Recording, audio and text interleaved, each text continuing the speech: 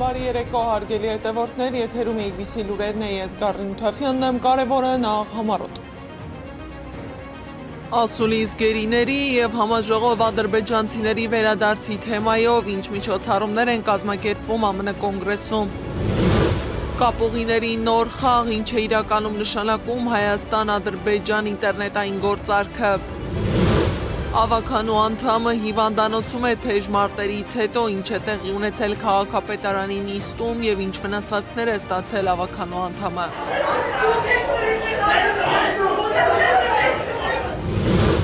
Առաջին դասարանցիների գրանցման համակարգը խափանվել է, քանի երեխա չհասցրեց գրանցվել և թվայնացված համակարգը հավասար հնարավորություններ ապահովեց արդյոք բոլորի համար։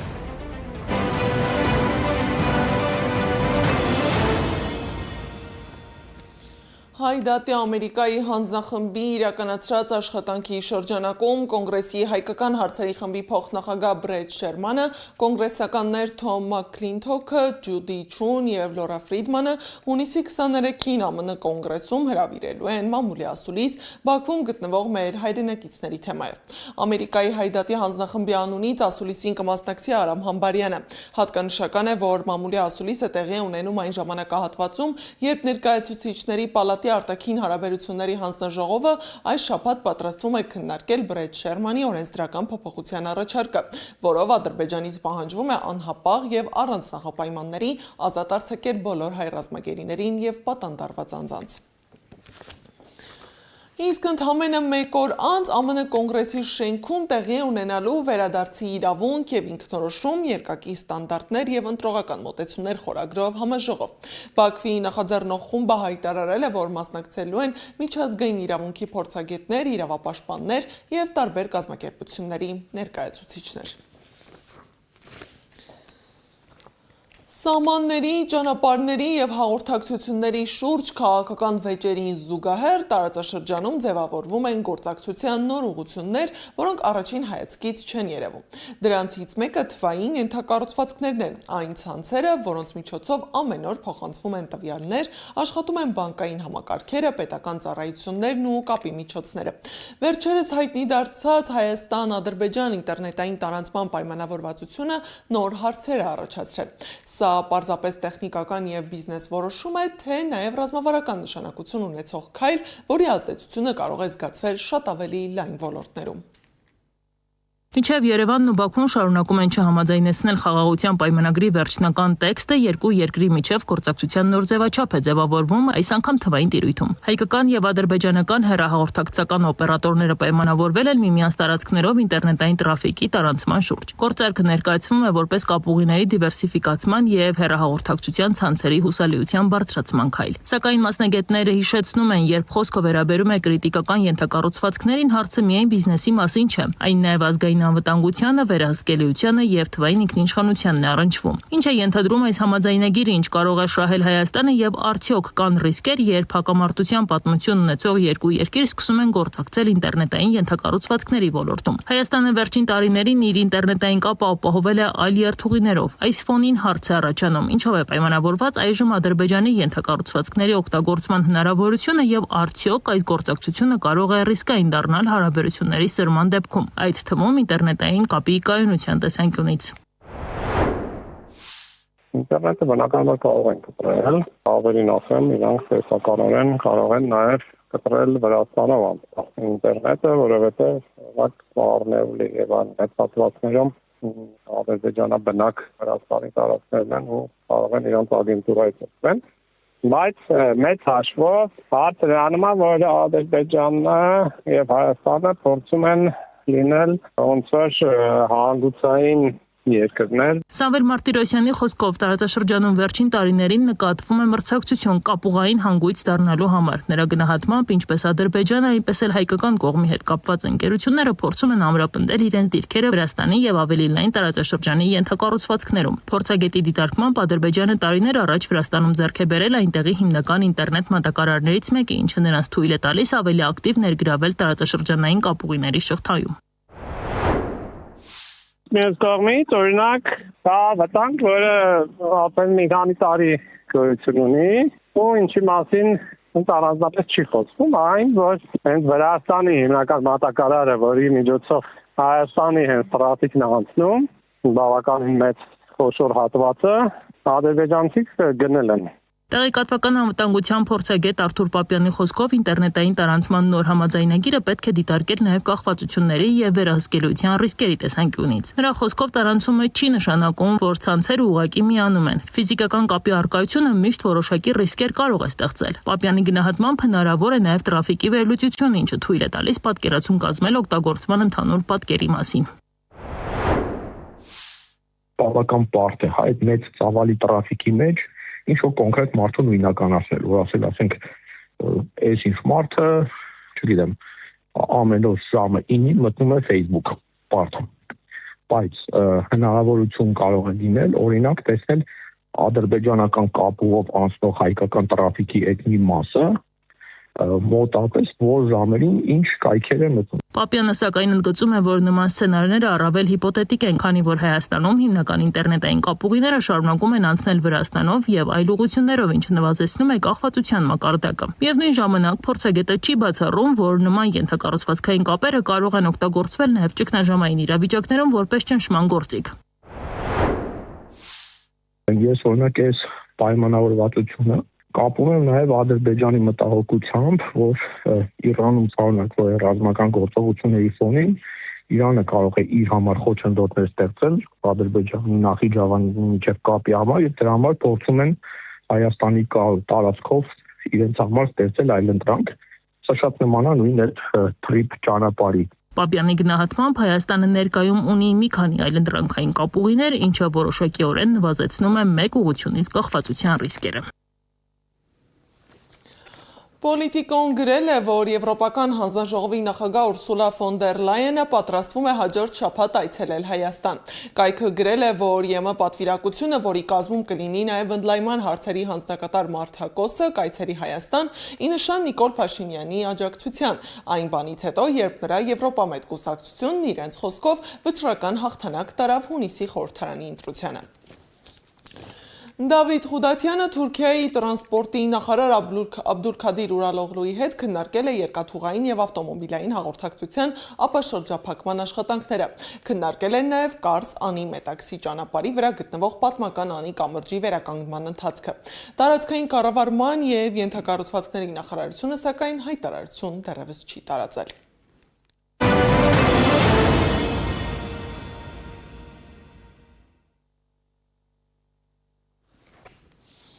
Քննչական կոմիտեն պարզաբանել է, թե ինչու էին առավոտ շուտ գնացել Իշխան Սաղաթելյանի բնակարանը խուզարկելու։ Ըստ նրանց հաղորդագրության 2026 թվականի հունվարի 5-ին տրված կատարողական թերթով արգելվել է Սաղաթելյանին եւ նրա կնոջը իրենց պատկանող գույքերի տնօրինման հետ կապված որևէ գործողություն կատարել։ Դատարանի որոշմամբ 258 միլիոն 146 հազար 843 դրամ պետք է արգելանք դնել նրանց պատկանող գույքերի վրա։ 2026 թվականի ապրիլի 28-ին Սաղաթելյանը ներկայացրել է հայտարարագիր, որում ի թիվս այլի նշել է գույք, որը հանդիսանում է պարտադիր արգելման ենթակա գույք։ Տվյալ գույքի վրա դրվել է արգելանք։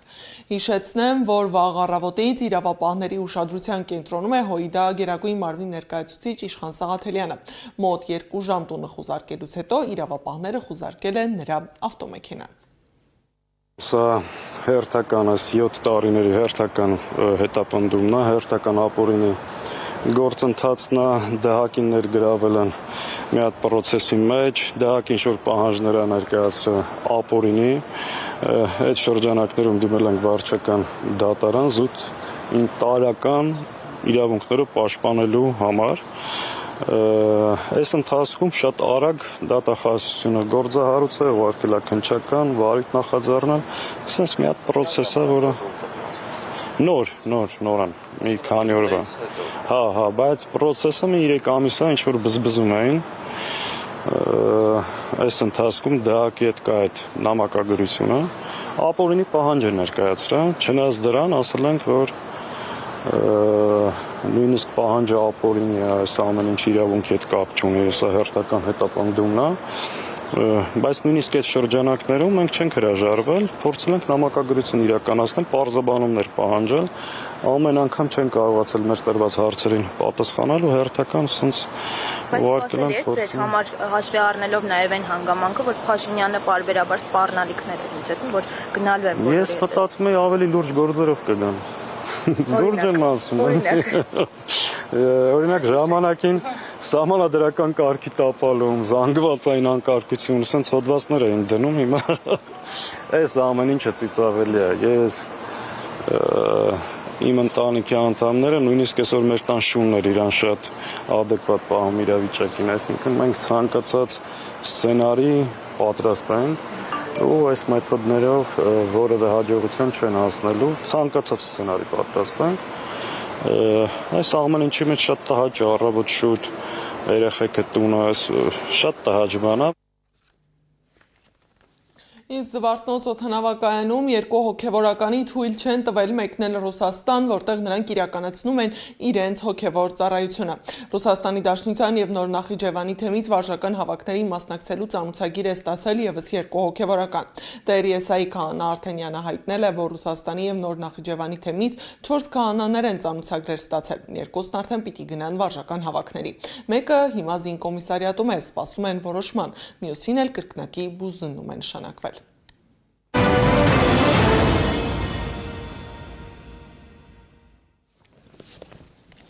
Երևանի քաղաքապետարանի նիստերը վաղուց դադարել են միայն քաղաքային խնդիրների քննարկման հարթակ լինել։ Վերջին ամիսներին քաղաքական հակասությունները հաճախ տեղափոխվում են ոչ միայն խոսքային, այլև ֆիզիկական բախումների դաշտ։ Այսօրվա նիստը եւս բացառություն չեղավ, փոխադարձ վիրավորանքներից ու մեղադրակներից հետո վիճակը դուրս եկավ վերահսկողությունից եւ ավականու անդամների միջև տեղի ունեցած վիճաբանությունը վերածվեց ծեծկրտուքի։ Նիստերի դահլիճից տեղափոխվելով նաեւ քաղաքապետարանի միջանցքներ։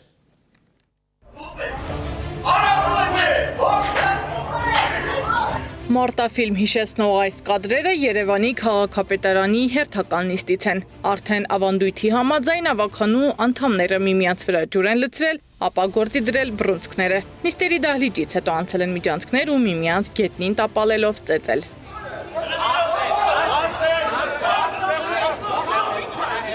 Ամեն բան սկսվեց, երբ ԿՊԱ-ական ավականու անդամները սկսեցին վիրավորել ընդդիմադիրներին, ապա հորդորեցին լռել, շեշտելով, թե նրանց առաջնորդ Անդրանիկ Թևանյանը պետական դավաճանության համար է մեղադրվում։ Նամնակ անկեղծ, եթե ես ձեր տեղը լինեի, այս խելոք կլռեի, ձեր ցուցակի երկրորդ համարը մեղադրվում է պետական դավաճանության մեջ։ Մի րոպե խոսում է։ Սա դուր չեկավ ընդդիմությանն ու սկսվեց փոխադարձ մեղադրանքների ու վիրավորանքների ալիք, որին հաջորդեց թռչող շիշը։ Իմ շիշ շպրտելը, ինչպես դուք եք ասում, չի ուղված եղել կամ միտված եղել ինչ-որ մեկի, հանդարտության կոչ ա եղել, կարելի ասել ու սեղանին է շիշը դիպչել, այսինքն ինչ-որ անձի չի դիպչել շիշը։ Ցնում եք շիշը։ Եթե ասեցի արդեն, եթե մարդիկ կռիվ են հրահրում, շիշը սեղանից ցայտում այն պահին, երբ որ պետք է հանդարտվի։ Հետո կադրերում երևում են ինչպես են մի խումբ տղամարդիկ հարձակվում ու հարվածում միմյանց, բայց հասկանալի չէր ով ում է հարվածում։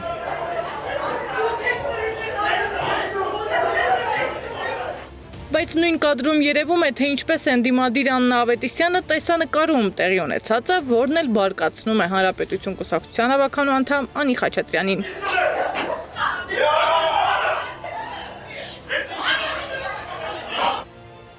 Հետո այս խառը ծեծկրտուքը շարունակվում է նաև միջանցքում, հատակին են հայտնվում ավականու անդամներ, քաշքշում ու պատռում են միմյանց հագուստը։ Իրավիճակը հանդարտեցնելու համար քաղաքապետարան են բերվում ոստիկանական հավելյալ ուժեր։ Մյուս փոխքաղաքապետը Սուրեն Գրիգորյանն էլ պնդում է, թե իրենք ուղղակի սուր ելույթներ են ունեցել, որին պետք էր պատասխանել նույն կերպ։ Ըստ նրա, կռիվ հրահրող ընդդիմություններ։ Պարոն Խաչատրյանին սուր իմն էլ էր սուր, բայց նրան պետք է սուր ելույթով պատմել։ Մարդու անմեղության կանխավարկածը չհարգել եւ որևէ գնահատական տալը նորմալ է։ Պետք է ասեք, որ իշխանությանը վարչական ռեսուրսի չարաշահում են վերագրում։ Այդ ո՞րն է դատական ակտով, որ իշխանությանը վերագրվող իրավախախտումն է դատական ակտով հաստատված։ Հələ մեկի անունը ասեք։ Այդ ո՞նց է այդ երկակի ստանդարտ։ Այսինքն, երբ որ իշխանությանը քննադատելուց ալնում, այդտեղ ամեն ուղղության կանխավարկած չկա, դատարանի օրինական ուժի մեջ մտնելու վճռի պահանջ չկա, հենց ընդդիմության մասին ենք սկսում խոսալ, նոր այդ ժամանակ դառնում է վայ անմեղության կանխավարկած։ Մայր Հայաստան խմբակցության ավականու անդամ Սարգիս Տեր-Եսայանի դեմքի կապտուկները սակայն այլ բանի մասին են խոսում։ Ինքը Եսայանը եւս պնդում է, որ ԿՊ-ն է սադրելու հարձակվել ընդդիմության վրա։ Կանգնում են եթերով ասում են պետական դավաճան։ Դավաճանը իրանք են։ Իրանք էլ ստացան պատասխան։ 100 հոգով բորենիների նման հարձակվում են, մեր վրա խփում են։ Առաջինը իրենք հարձակվեցին եւ Այո, սադրեցին, հարձակվեցին, խփեցին։ Այդ է իրանց տեսակը 200 հոգով հասնեն մեկի վրա։ Արդեն միջանցքում պաշտոնյաների ծեծ ու ջարդին միջամտել է Տիգրան Ավինյանն ու փորձել հանդարտեցնել իրավիճակը։ Իսկ իրավիճակի հանդարտվելուց հետո արդեն նիստերի դահլիճում Ավինյանը սպառնացել է քերթել ընդդիմության կաշին։ Սադամ Ակարյան, Նոնա Գևորգյան, ABC Media։ Քաղաքապետարանում թեժ մարտերից հետո ավականու անդամը հիվանդանոցում է։ Երևանի ավականու Մայր Հայաստան խմբակցության անդամ Սարգիս Տեր-Եսայանը Էրեբունի բժշկական կենտրոնում է, որտեղ սպասում է ԿՏ հետազոտությանը։ Նրա խոսքով ստացել է գլխի եւ դեմքի վնասվածքներ։ Հիմա Էրեբունի բկրում եմ, հերթի մեջ սպասում եմ, որ ԿՏ անեմ։ Գլուխը թողնում եմ բրանում։ Լռի։ Մենք տեսանք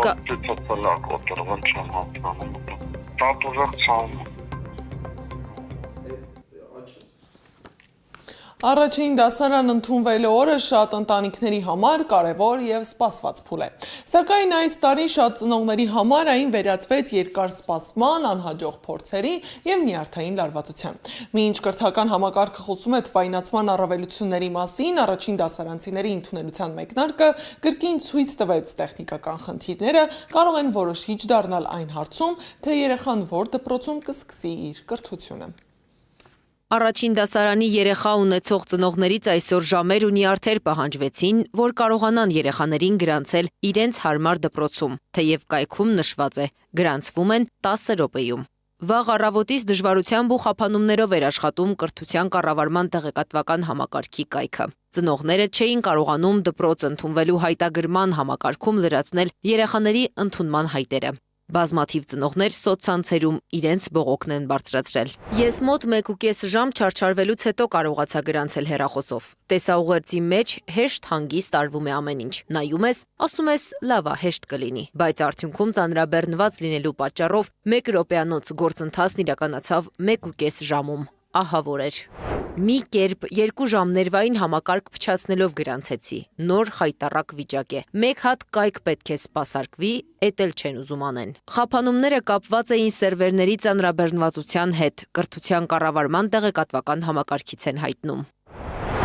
Քանի որ մեր ծնողները անընդհատ փորձում են երեխային գրանցել հնարավորինս շուտ իրենց ցանկացած դպրոցը եւ այլն, իրենք դա անում են մեկ երեխայի համար 3, 4, նույնիսկ 5 տեխնիկական միջոցից։ Եվ այդ պատճառով մեր սերվերները ուղղակի քիչ ծանրաբեռնվում են ժամանակավորապես, բայց այս պահի դրությամբ տեխնիկական որևէ խնդիր, որը մենք կարող ենք լուծել եւ որը կապված է հենց համակարգի հետ, էլի եմ ասում, գոյություն չունի։ Առաջին տարին չէ, որ համակարգը գերբեռնվածության հետևանքով առաջին օրերին նորմալ չի աշխատում։ Կտակի խոսնակն ասում է, իրենք այս օրերին մի քանի հազար սերվերներ են ավելացնում, բայց միևնույնն է, համակարգը չի թեթևանում։ Հնարավոր չէ արդյոք նախապես հաշվարկել առաջին դասարանցիների հնարավոր թիվը եւ ըստ այդմ սերվերներ բաշխել։ Նախարարությունն այդ թիվը շատ լավ գիտի, ասում է մեդիափորձագետը։ Ֆինանսական ներդրումներ պետք է արվեն ամենամյա այս խնդրից խուսափելու համար։ Առնվազն ակնհայտ է, որ կա խնդիր,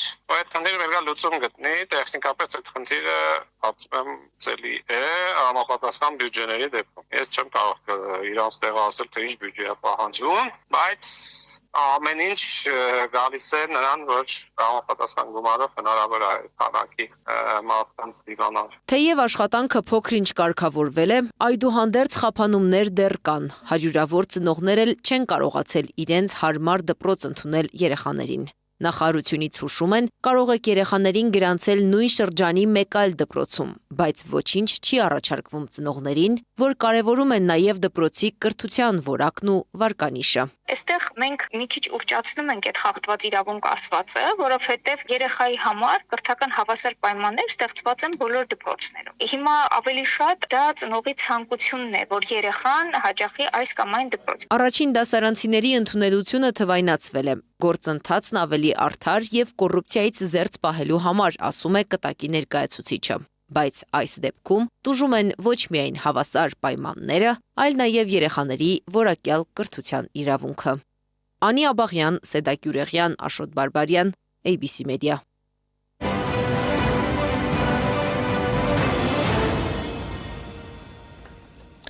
Իրանի զինված ուժերը բացել է Հորմուզի նեղուցը, սակայն օրական միայն սահմանափակ թվով նավերի է թույլատրվում անցնել։ ԱՄՆ նախագահն էլ հայտարարել է, որ 3 Հորմուզի նեղուցից 19 միլիոն բարել նավթ է հոսել, ինչը բոլոր ժամանակների ռեկորդ է։ Նավթի գինը նվազում է եւ աշխարհը շատ ավելի անվտանգ է դարձել, համոզված է Թրամփը։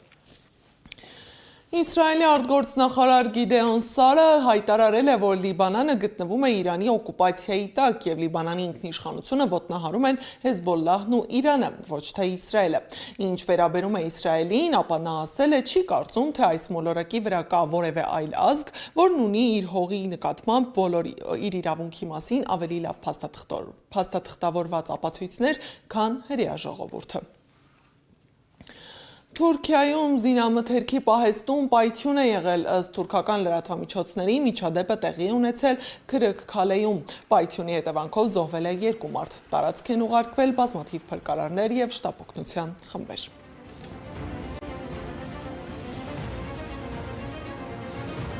Այս ժամի համար նախատեսել էինք այսքանը, շարունակեք հետևել մեծ սոցիալական բոլոր հարթակներում, ABC լուրերը եթերում կլինի առավոտյան ժամը 9-ին, շնորհակալություն ուշադրության համար, մինչև վաղը, բարի գիշեր։